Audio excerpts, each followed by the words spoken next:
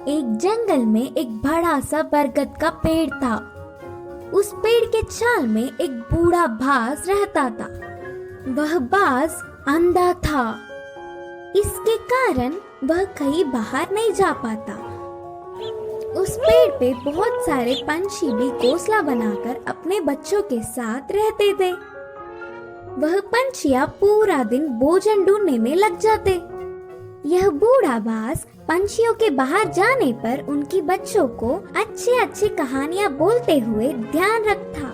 शाम को घर लौटने वाले पंछी उनके लाए हुए भोजन में थोड़ा सा बाज को भी देते।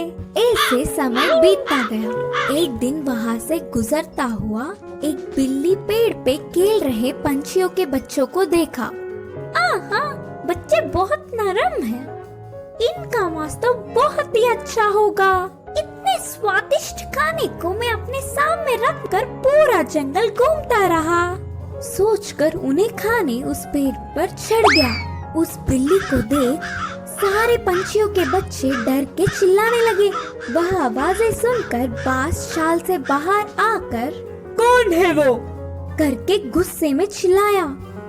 उस चिल्लाहट सुनते ही बिल्ली के ऊपर के प्राण ऊपर ही गए। उधर उन बच्चों के अलावा कोई नहीं सोचकर पेड़ चढ़ गया था। पर अब बाज को देख कांपने लगी। बचने के लिए उसे कोई रास्ता नहीं दिखा। जो होगा सो होगा सोचकर साहस करके कहा, हाँ, मैं एक बिल्ली हूँ। आपके आज्ञा के बिना इस पेड़ पर चढ़ के आने के लिए माफी चाहता हूँ। तब तुरंत बाज, क्या तुम बिल्ली हो?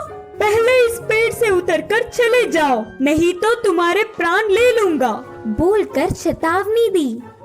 हाँ, पर अब गुस्सा ना हो। मेरा जन्म बिल्ली जात का होने पर भी उस जात के लक्षण नहीं आए। मैं मांस नहीं खाता, ऊपर से ब्राह्मण हूँ। इस जंगल के पंछी जानवर तुम सब बहुत ही अच्छे हैं करके तुम्हारे लिए अच्छा ही सुनकर तुमसे दोस्ती करने के लिए आया हूँ। बिल्ली ने बहुत ही होशियारी से कहा। बिल्ली के बातें सुनकर बाज बहुत खुश हुआ। इससे बिल्ली बाज की और तारीफ करने लगी। उस दिन से दोनों अच्छे दोस्त भी बन गए।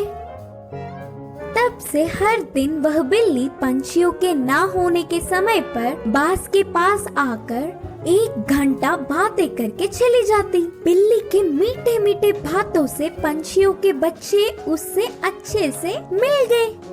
ऐसे कुछ दिन बीत गए। फिर मौका देख हाथ आए हुए हर एक बच्चे को खाना शुरू कर दिया। बिल्ली खाने के बाद बिना किसी को दिखे उन बच्चों के हड्डियों को बाज के रहने वाले चाल में फेंक दिया।